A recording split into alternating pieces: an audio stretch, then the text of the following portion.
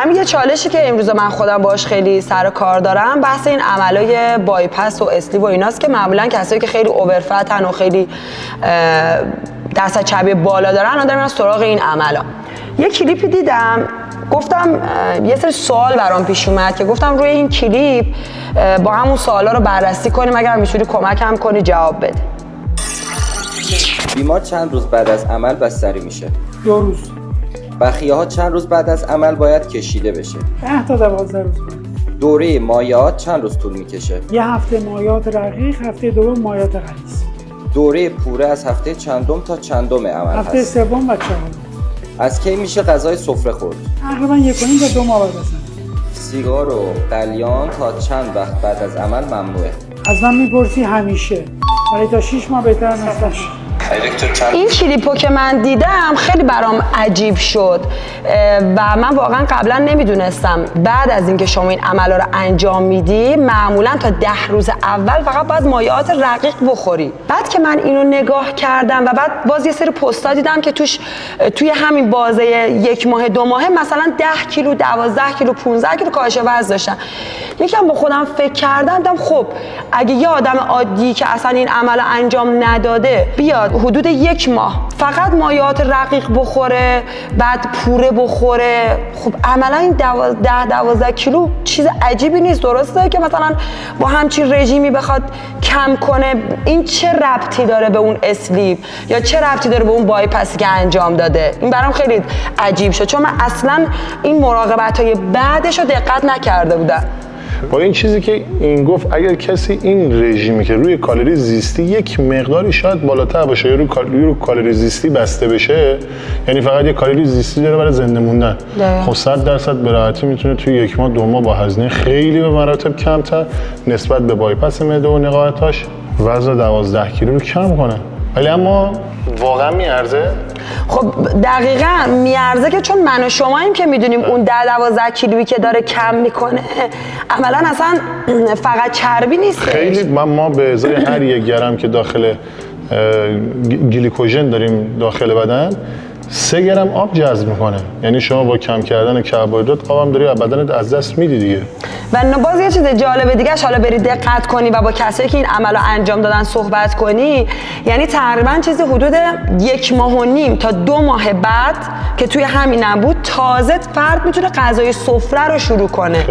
یعنی من رفتم سرچ کردم نگاه کردم که حالا خودت هم شما در جریانی چون کیساشو داشتی، مثلا تازه اونم با مرغای ریش ریش، ماهی، نمیدونم تخم مرغ، یعنی چیزایی که ما داریم از روز اول نه 3 ماه بعد، یعنی از روز اول داریم به فرد میگیم آقا تو اگه لایف استایلتو اصلاح کنی تخم مرغ میخوری، ماهی میخوری، نمیدونم دخانیاتو هضم میکنی، چیزی که آقای دکتر داشت میگفت. حالا این مسیر کاملا لذت بخشه. من اگه کسی بخواد اینجوری 100% رژیم بگیره میبرمش مسابقات جای اینکه بخواد یک رژیم حالت سلامتی بگیره. ما هفته 600 گرم تقریبا به طور طبیعی با ورزش کردن مقاومتی و رژیم غذایی اصولی میتونیم وزن کم بکنیم که عضله از دست ندیم. حالا تو 10 هفته میشه 6 کیلو، ولی توی 1 ماه 12 کیلو مسلماً خطرناکه و من به کسی توصیه نمی کنم. من میگم که این مسیره جوری نباید باشه که زننده باشه. حالا طرف میاد میگه که من میتونم 70% رژیم، آره رژیمایی که دارن میگیرن 60-70%. آفرین، من سوالم همین بود.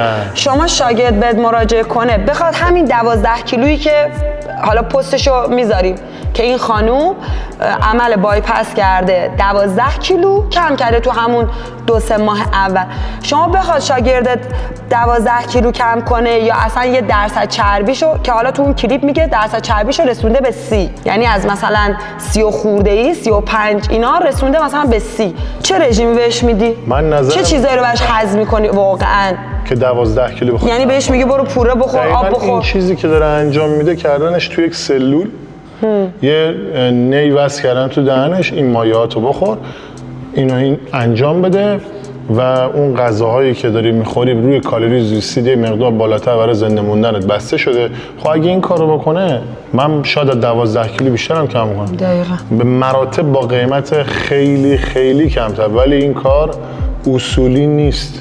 این کار درست نیست. ممکنه کمخونی بگیری، ویتامینات رو نتونی درست مصرف کنی و خیلی اتفاقهای بعد اون بیفته که اینا اصلا به نظر من آفرین.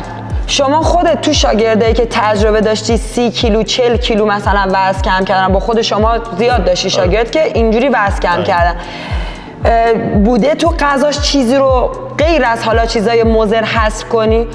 تو این درشت مغذی‌هایی که ما میتونیم توی یه رژیم غذایی بیاریم و باید بیاریم، پروتئین بالا نسبت به وزنش، کربوهیدرات نسبت به وزنش، فیبر و چربی سالم. ولی در کل چیزی رو حذف نمی‌کنیم مگر قنده. سوال من واقعا اینجاست، کسی که بین اصلاح لایف استایل و سبک زندگیش و ورزش و رژیم غذایی اصولی میاد بایپس و اسلیپ رو انتخاب میکنه، چی مد نظرشه؟ به چی فکر میکنه؟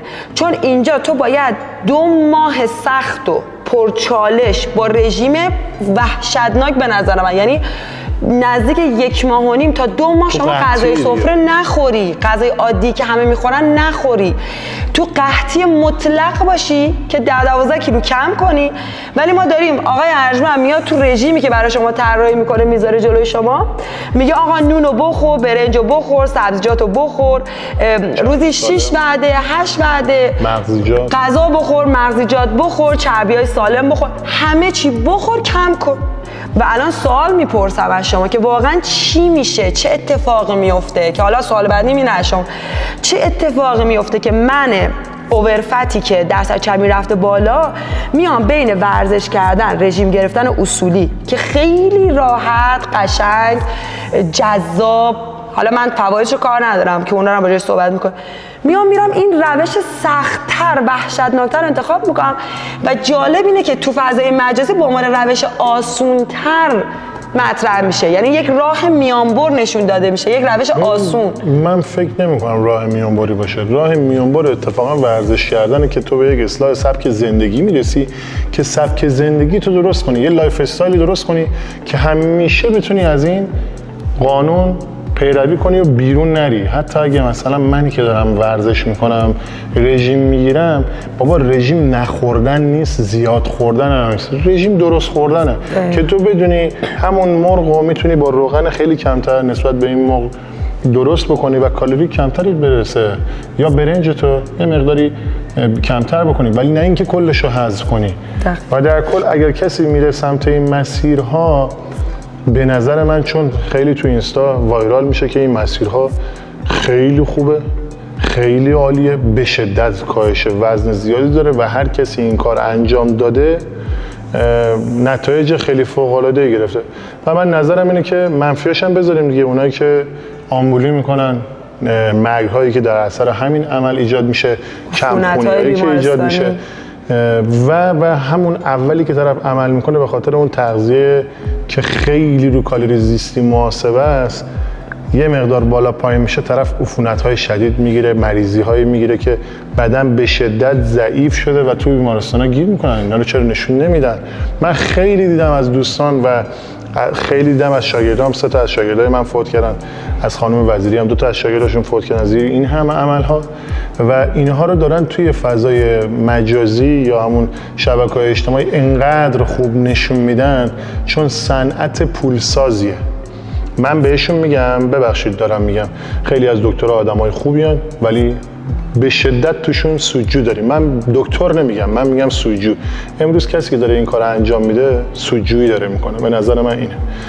و کسی هم که داره این مسیر رو انتخاب میکنه فکر میکنه که توی اون روند شبکه اجتماعی قرار گرفته، هی وایرال شده، اون کلیپا براش اومده و مغزه درگیر شده و در آخر فکر میکنه هیچ راهی جز این راه نیست که اشتباه ترین راه رو میتونه انتخاب بکنه. و مسلما من اگر بودم اون 200 میلیون هزینه عمل و یا شاید بیشتر از این هزینه ها رو می اومدم خرج خودم میکردم، لذت ببرم از باشگاهی که میرم، لذت میبرم از مربی که باش دارم کار میکنم، لذت میبرم از غذا خوردن، تغذیه سالم. مسلما روان من بهتر میشه، هورمون کورتیزول من کمتر ترشح میشه و اینا همش 100% یادگیریه. من 1 سال یا 300 ساعت رفتم یک جایی ورزش کردم و دقیقاً این روی تمام مغز من تاثیرگذار بوده.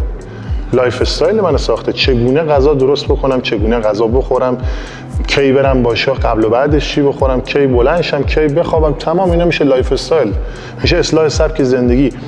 اینو تو اون عمل به دست نمیاریم. مسلما داریم، دوتا رو میتونیم در کنار هم بذاریم، ببینیم این بعد 1 سال چی میشه، اون بعد 1 سال چه اتفاقی براش میفته.